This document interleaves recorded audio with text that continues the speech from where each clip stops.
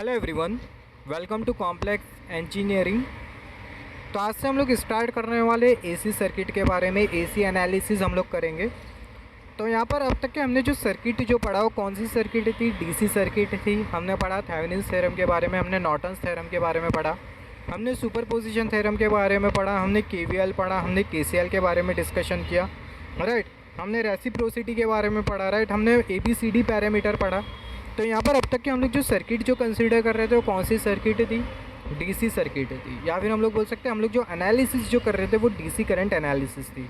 अभी हम लोग आज से स्टार्ट करेंगे एसी सर्किट। तो यहाँ पर ये डीसी सर्किट और ये एसी सर्किट में बेसिक डिफरेंस क्या होता है? तो यहाँ पर ये डीसी सर्किट हमने कंसिडर किया, यहाँ पर ये एसी सर्किट। डीसी सर्किट में होता क्या है, जो इनपुट होता है सर्किट का वो कांस्टेंट होता है, टाइम के रेस्पेक्ट में जो इनपुट होता है वो वेरी नहीं करता। यहाँ पर अगर हम लोग देखें डीसी सर्किट में हमें जो इनपुट जो मिलता है वो कौन सा सिग्नल होता है? डीसी सिग्नल होता है। और हमें पता है जो डीसी सिग्नल होता है वो टाइम के रेस्पेक्ट में वेरी नहीं करता है। जो डीसी सिग्नल होता है वो हमें कांस्टेंट मिलता है। तो यहाँ पर हम लोग देख सकते हैं कि जो डीसी सिग्नल है वो हमें कैसा मिल रहा है? डीसी सिग्नल हमें कुछ इस तरीके से कांस्टेंट मिल रहा है। वो डीसी सिग्नल है वो वेरी नहीं करता है। हम लोग ऐसा भी बोल सकते हैं जब हम लोग किसी सर्किट को डीसी सोर्स के साथ लगा दें, डीसी सोर्स मतलब किसी बैटरी के साथ लगा दे, तो ऐसे केस में होगा क्या, वो जो सर्किट है उसमें कांस्टेंट करंट फ्लो हो रहा होगा टाइम के रेस्पेक्ट में। तो डीसी सर्किट में जो इनपुट होता है सर्किट का वो कांस्टेंट होता है। मगर एसी सर्किट में अगर हम लोग देखें जो सर्किट का जो इनपुट होता है वो चेंज होते रहता है टाइम के रेस्पेक्ट में। और यहाँ पर इनपुट जो कि टाइम के रेस्पेक्ट में चेंज हो रहा हो, ऐसा जो इनपुट होता है इसको हम लोग बोलते हैं एसी इनपुट, या फिर हम लोग बोल सकते हैं साइनोसॉइडल इनपुट। यहाँ पर अगर हम लोग देखें डीसी सर्किट और एसी सर्किट में बेसिक डिफरेंस ये होता है, डीसी सर्किट में इनपुट कांस्टेंट रहता है, एसी सर्किट में जो इनपुट होता है वो टाइम के रेस्पेक्ट में क्या हो रहा होता है? चेंज कर रहा होता है। तो यहाँ पर अगर हम लोग देखें बहुत सारे हमारे पास इनपुट सिग्नल होते हैं जो कि टाइम के रेस्पेक्ट में वेरी कर रहे होते हैं। जैसे फॉर एग्जांपल अगर हम लोग देखें यहाँ पर ये स्क्वायर वेव सिग्नल हमें दिखाई दे रहा है जो कि टाइम के रेस्पेक्ट में वेरी कर रहा है। किस तरीके से टाइम के रेस्पेक्ट में वेरी करते हैं, इनका मैग्नीट्यूड और डायरेक्शन दोनों वेरी करता है, इसके बारे में हम लोग नेक्स्ट वीडियो में देखेंगे ऑल्टरनेटिंग करंट की वीडियो में। तो यहाँ पर अगर हम लोग देखें यहाँ पर ये हमें सिग्नल दिखाई दे रहा है, जो सिग्नल है वो वेरी कर रहा है टाइम के रेस्पेक्ट में। सिमिलरली यहाँ पर ये ट्रायंगुलर वाला सिग्नल है जो कि वेरी कर रहा है टाइम के रेस्पेक्ट में। और यहाँ पर ये हमारा मोस्ट कॉमन सिग्नल जो कि एसी सिग्नल, ये भी टाइम के रेस्पेक्ट में क्या कर रहा है? ये वेरी कर रहा है। यहाँ पर ये जो एसी सिग्नल हमने जो कंसिडर किया इसको हम लोग बेसिकली बोलते हैं साइन वेवफॉर्म सिग्नल, या फिर हम लोग बोल सकते हैं साइन सिग्नल। सिमिलरली एक और एक सिग्नल होता है जिसको हम लोग बोलते हैं कोसाइन सिग्नल, जिसके बारे में हम लोग आगे बात करेंगे।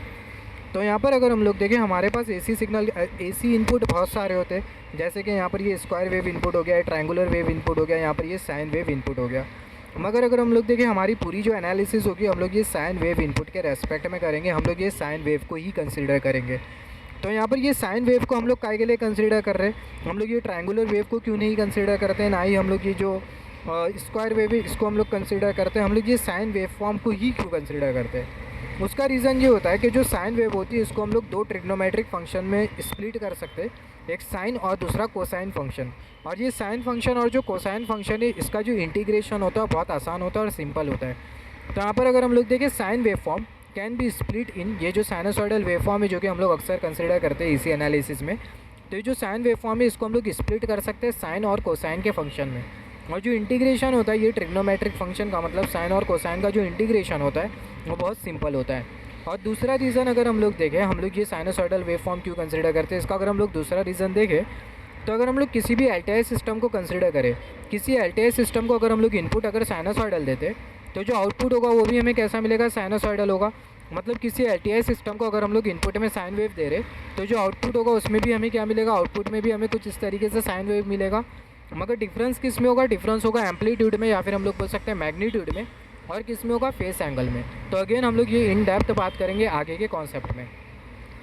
तो दूसरा रीज़न ये होता है इफ़ साइनोसॉइडल सिग्नल, अगर आपने कंट्रोल सिस्टम पढ़ा होगा तो मे बी आपको ये पता होगा, if sinusoidal signal is given to any LTI system as an input, अगर हम लोग साइनोसॉइडल सिग्नल अगर दे रहे किसी एलटीआई सिस्टम को एज एन इनपुट, तो जो आउटपुट होगा वो एलटीआई सिस्टम का वो भी साइनोसॉइडल होगा।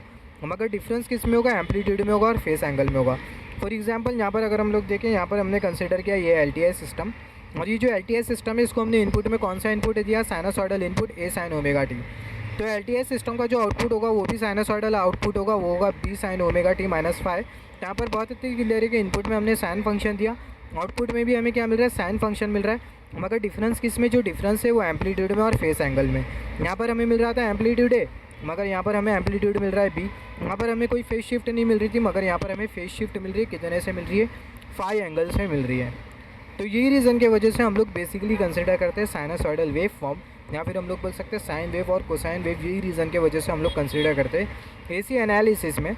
आगे के वीडियो में हम लोग देखेंगे कि ऑल्टरनेटिंग करंट किस तरीके से जनरेट होता है और ऑल्टरनेटिंग करंट हमें किस तरीके, या फिर हम लोग बोल सकते हैं ऑल्टरनेटिंग करंट हमें किस तरीके से मिलता है और किस तरीके से उसका जो मैग्नीट्यूड और जो डायरेक्शन होता है वो टाइम के रेस्पेक्ट में वेरी कर रहा होता है।